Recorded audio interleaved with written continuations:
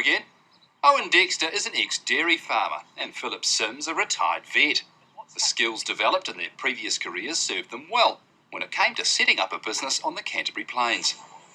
After a great deal of research, they decided to create a lavender farm. They purchased land and plants and had their first harvest and production of what turned out to be very high-quality oil in 2007. This is Lavender angustifolia, or a true lavender.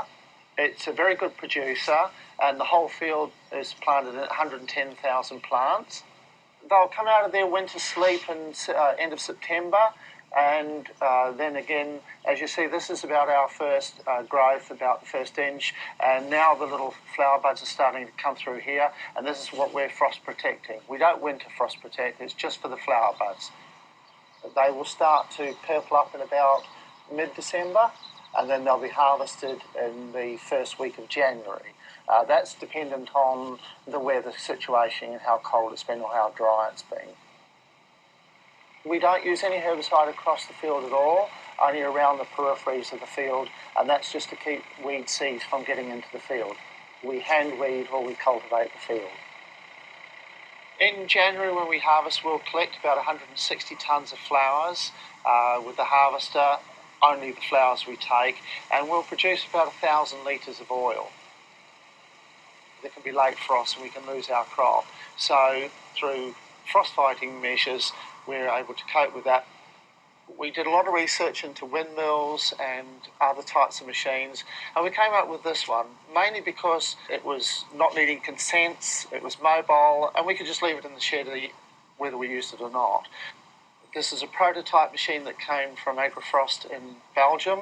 It's proven to be very good, and it's LPG gas which is ignited, and it blows through this big central fan, and it blows 50 metres each side of the machine. It's our fourth season with it, and it's proven to be just the thing we needed. Sometimes we selectively do certain parts of the field and not others, because we have probes in the field that's monitored by Harvester Electronics at Masterton, and we can watch that on the computer, and that's updated every minute when it's under 4 degrees. We usually turn the alarms on just after October the 1st, and we're vulnerable right up to about December the 1st. We'll not leave the property at night. We're here on frost alert at all times, and the machine's always set up and ready to run at night. Each year in January, when the lavender ripens, the lavender is harvested with a French harvesting machine attached to our tractor. It cuts the lavender, chops it so that it's easily packed into the containers, and then it's brought into the distillery shed.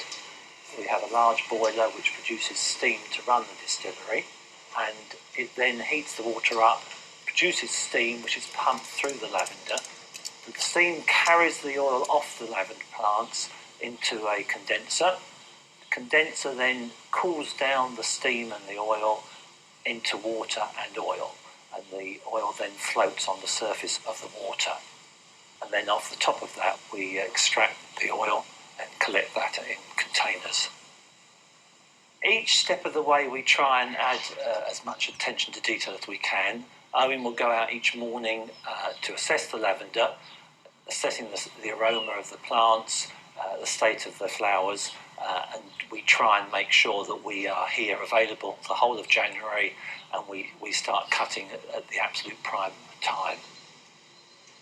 We had advice from Crop and Food Research, who helped us design the distillery.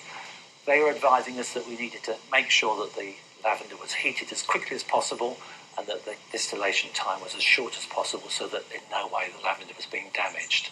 So we have a very large boiler which delivers an awful lot of steam, so we can actually heat up almost a tonne of lavender in under 5 minutes, and then we distill it for about 20 minutes to extract the oil. The oil is then stored in a cool store at 4 degrees centigrade to keep it as prime condition as possible. It's allowed to mature for quite a few months, and its smell then becomes more balanced, and the high notes develop during that period of time, and the slight hay-like, green-like smell that you get when it's fresh, it disappears. Owen and I have spent an awful lot of time developing the farm. We now feel that the agricultural side of it is established, the field is established, the distillation is established, We're now trying to value add to the product.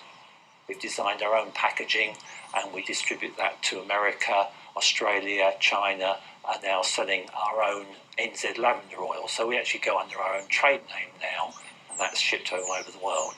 And in New Zealand, we have a wonderful distributor, Integria Healthcare, who distribute our product to chemists and pharmacies around the country. We only supply shops with a 5 ml bottle. Obviously a larger one would be more economical, but the problem is once you open the bottle of lavender oil, it then just starts to oxidise, and it is far better to have a small bottle that you use fairly quickly rather than having a large one that you keep for a long period of time. It's been very well received around the world. Cosmetic companies have been attracted by it, and we actually supply Russia with oil to make toothpaste, and we send shipments over there several times a year.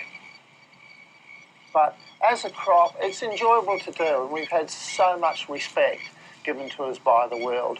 Top people like Chanel, L'Oreal, Shiseido have just tested it in Japan and said it's the best oil they've ever seen through their factory.